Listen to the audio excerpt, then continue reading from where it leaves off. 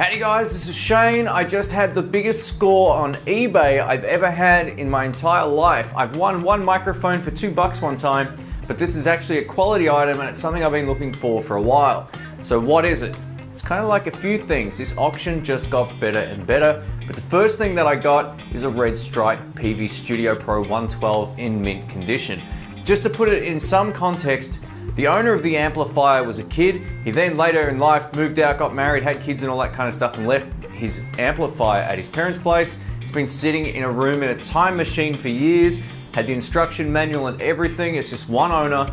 It was in mint condition and I picked it up for $152.50 Australian dollars, which is amazing, but it gets even better. Firstly though, let's check out the amp. So there it is, there's the Peavey Red Stripe Studio Pro 112. And right next to it's its bigger brother, the Bandit 112. So I now have the amplifier I've been looking for quite some time. It's in spectacular condition. I need to just give it a bit of a clean.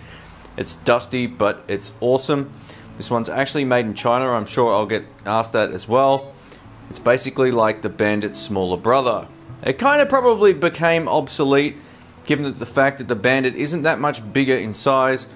But for me, this will fill a particular need at a particular gig where floor space is essential and I wanted something a little bit smaller and not quite as loud as the Bandit so I can turn it up and get a great sound. Let's take a look at the back. We have the Blue Marvel speaker. As you can see, the amp's in spectacular condition. There's no marks or nicks or anything on the back or anywhere. Actually, it's in really great working order. You have an effects loop on the back as well. And yeah, I'm a huge fan of these amps. So this was an awesome score. On the listing itself, there was a microphone in the background and I didn't realize that was part of the listing until I got there. It wasn't mentioned in the text or anything like that. There was no close-ups of it in the pictures. And I thought to myself, man, that kind of looks like an Audio Technica. I wasn't 100% certain, but I thought, you know what, if it is, man, this might be score of the year. So let's take a look at what I got here.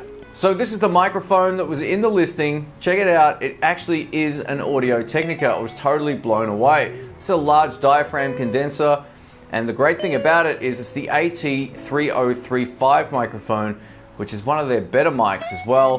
Has a high pass filter as well as a dB roll off here as well, which is awesome. So these retailed for about $350 when they came out. That's in the US, so I don't know how much they were in Australia. I don't think you'd pay that much for them used, but just to put it in perspective, that's the mic that I got as well. This is insane. It's a beautiful mic. It works fine. I've tested it out.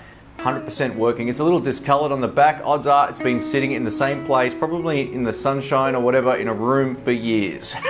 It also came with a microphone mount as well. I need to attach this back to the actual mic stand itself. I don't really like these things with the cables. I'll probably use another one. Included with everything is this Hercules mic stand. This is built like an absolute tank. These are really, really high quality, so I'm totally blown away. That's the Audio Technica mount that I'm gonna have to sort out at some point with this and work out how the hell that goes back on. But overall, this is it. I also got a K&M pop filter as well, which I've already got one of these, but these come in really, really handy for tracking vocals, doing the podcast and all of that kind of stuff. All I need to do with this is to tighten it up a little bit and we'll be in business. So even that alone is awesome, but I also got a quality XLR mic cable with it as well. Now you might be thinking, man, what a score, all of that for $152.50, but there's actually more. I was totally blown away. I'm gonna show you this retro item. I think it's awesome and it's something I'm definitely gonna use. All right, so what's this last thing that I'm talking about here? Boom.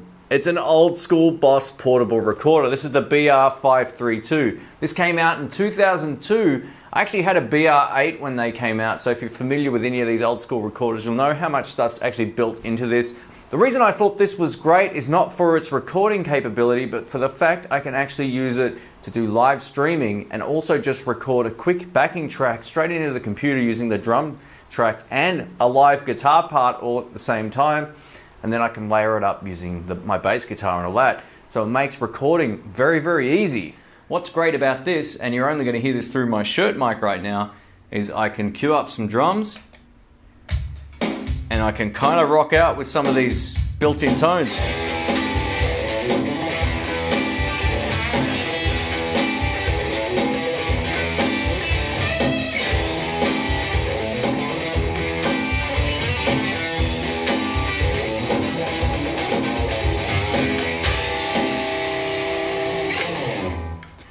Yeah.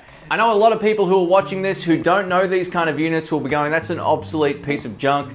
I'm probably sure a lot of people said that about the Peavey Bandit Red Stripe until they got their hands on one. This is going to make live streaming a breeze for me. I can just get a really cool guitar tone.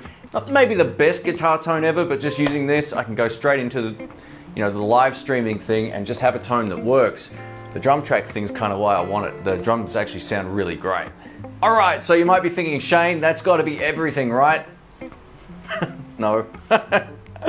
And just so you know, I let the guys know who were selling this that none of this stuff actually comes with the amp. But he was like, if you don't want it, mate, I'll throw it all out. So I said, no, I'll take it.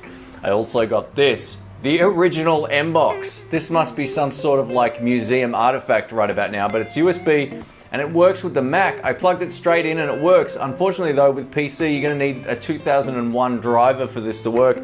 But check it out on the back. It's got everything that all the same sound cards have today, except this would be USB 1, I'm tipping, as opposed to 2.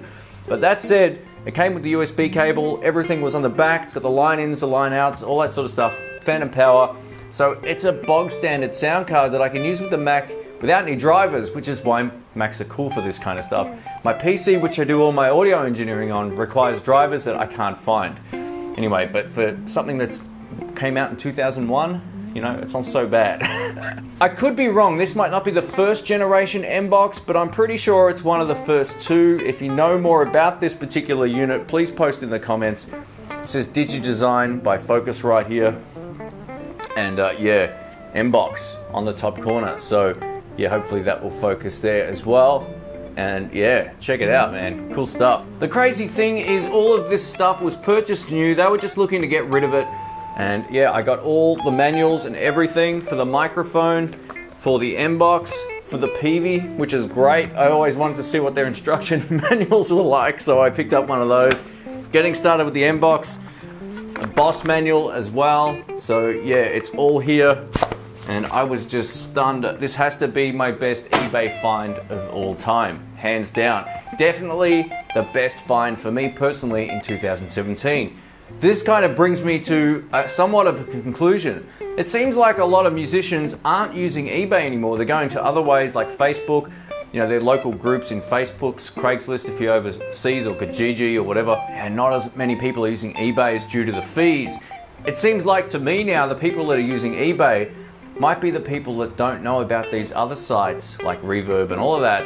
And they're just going straight to eBay because that's what they know. It might end up becoming a bit of a gold mine for people who don't obviously check it as often. I found this just by dumb luck. I just typed it in and boom, there it was. I was like, wow, that looks like it's in awesome condition. When I saw I was only the one of two guys that bid, I was like, this is insane. I just picked up an absolute bargain. If this was on any other site, odds are it would be close to double the price easily, just the starting price. Just for the amplifier, let alone all of this other stuff as well.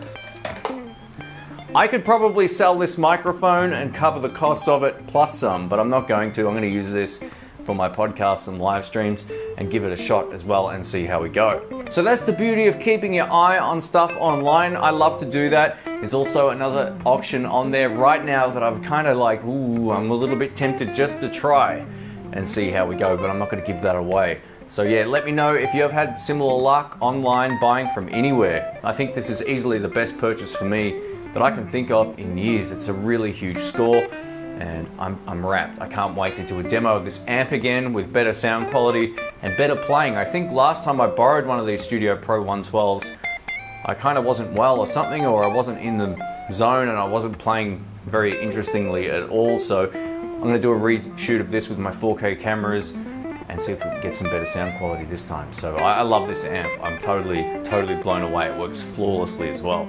So thanks for watching. If you like this video, please give it a thumbs up and I will catch you all soon. See ya.